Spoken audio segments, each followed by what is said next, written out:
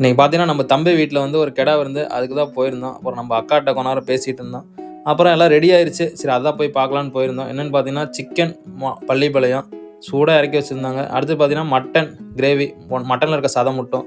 அடுத்து பார்த்தீங்கன்னா, மட்டன் எலும்பு கறி. மட்டன்ல இருக்க எலும்பு மட்டும் எல்லாம் செஞ்சிருந்தாங்க. அடுத்து பார்த்தீங்கன்னா, பாயாசம் ரெடி ஆயிருச்சு. அப்புறம் சாப்பாடு, மட்டன் தண்ணி குழம்பு, முட்டை எல்லாம் ரெடி ஆயிருச்சு. அப்புறம் பார்த்தீங்கன்னா, நம்ம உட்கார்ந்து சாப்பிட ஆரம்பிச்சிட்டோம். நம்ம இலையில எல்லாத்தையும் தனித்தனியா பிரிச்சு வச்சாச்சு. அடுத்தது என்ன சாப்பிடுறது தான். அப்புறம் அதுக்குள்ள நம்ம தம்பி வந்து நம்மகிட்ட பேசிட்டு இருந்தான்.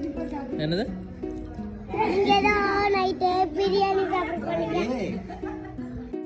அப்படியே மட்டன் கிரேவியோட சாப்பிட ஸ்டார்ட் பண்ணிட்டோம். பிசைஞ்சு ஒரு பெரிய பைட் எடுத்து வச்சிருந்தோம். டேஸ்ட் வந்து அல்டிமேட்டா இருந்தது.